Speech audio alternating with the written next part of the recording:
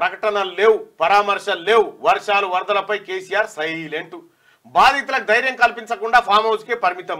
2020 హైదరాబాద్ వరదల టైంలోనూ ఇలాగే ముప్పు ప్రాంతాల్లో పర్యటించకుండా ప్రగతి భవన్లోనే బడ్జెట్పై చర్చలకు గైర్హాజరు. ప్రతిపక్ష నేత హోదా ఉన్నా ప్రజలకు దూరంగానే. చూసుకో. రాష్ట్రంలో ఇటీవల కురిసిన భారీ వర్షాలకు చాలా ప్రాంతాల్లో ఆస్తి ప్రాణ నష్టం సంభవించింది. 16 మంది ప్రాణాలు కోల్పోయినట్టు ప్రభుత్వం ప్రకటించింది. సహాయక చర్యల్లో సర్కార్ నిమగ్నమవగా ప్రతిపక్ష నేతగా ఉన్న కేసీఆర్ మాత్రం ఫామ్ హౌస్కే పరిమితమయ్యారనే విమర్శలు వ్యక్తమవుతున్నాయి. పార్టీ శ్రేణులకు సైతం ఆయన ఎలాంటి పిలుపునివ్వకపోవడంతో కేడర్లోనూ అయోమయం నెలకొంది.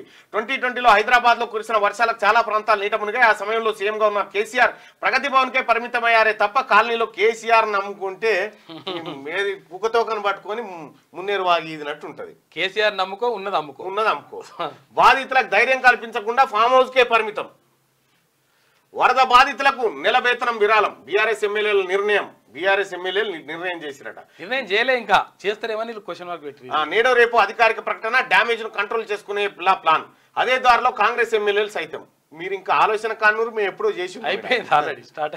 చనిపోయింది 30 మంది, ప్రభుత్వం మాత్రం 16 మంది అని చెప్తున్నారు. బాధితులను ఆదుకోకుండా సీఎం ఉపన్యాసాలు. 3 మంత్రులున్న ఖమ్మం కేం చేశారు. మృతుల కుటుంబాలకు 25 లక్షలు ఇవ్వాలి. మీడియా సమావేశంలో ఎమ్మెల్యే హరీష్ రావు అంటా ఉన్నాడట.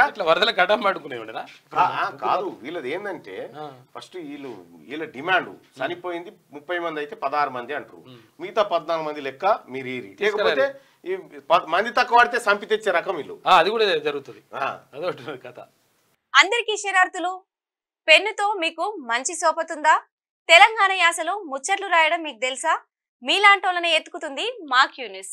మరి ఆలస్యం చేయకుండా మాకు ఫోన్ చేయండి. 8688892608. లైక్ చేయండి.